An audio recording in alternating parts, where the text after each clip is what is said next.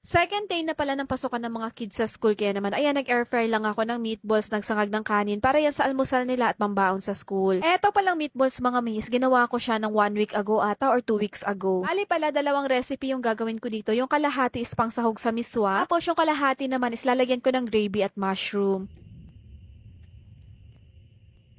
Eto palang meatballs mga mi, sabay-sabay ko ng isa na lang dito sa air fryer para nga isang salangan na lang at hindi aksaya sa kuryente. At ayun na nga, habang nakasalang yung meatballs, magsasaing na ako.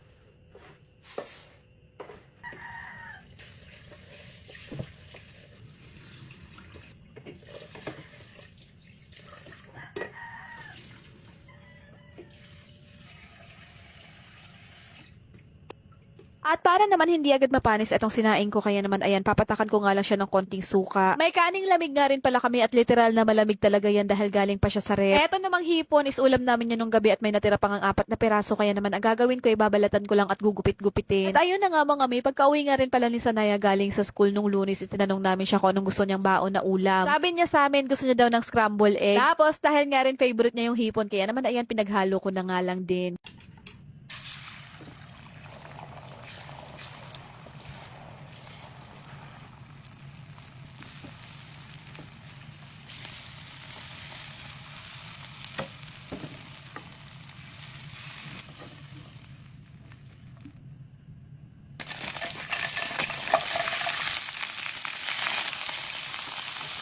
Na-scramble ko na yung itlog, kaya naman ayan, nagsala nga lang din ako ng gulay at gigisahin ko lang din siya ng maigi. Nag-add nga lang din pala ako ng konting suka mga mi para hindi siya agad mapanis.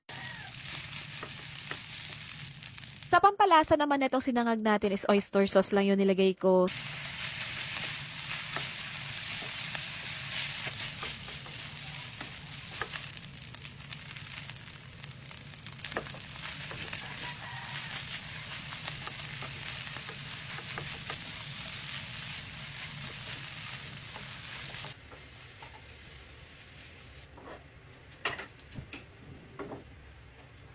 Ito nga rin pala sa kabilang kawali mga mi, nagmelt lang ako ng butter tapos nilagyan ko din siya ng harina, kaso nga lang hindi ko na na-videohan. Saktong amount lang na harina yung nilagay ko, tapos nung na-mix ko na yung butter at harina, ayan, naglagay lang ako ng saktong amount din ng tubig. Naman sa pampalasa na itong gravy natin, nag-add lang ako ng paminta, nag-add din ako ng beef cubes at etong toyo. Hinalo-halo ko lang pala siya hanggang lumapot, tapos inilagay ko na din yung mushroom.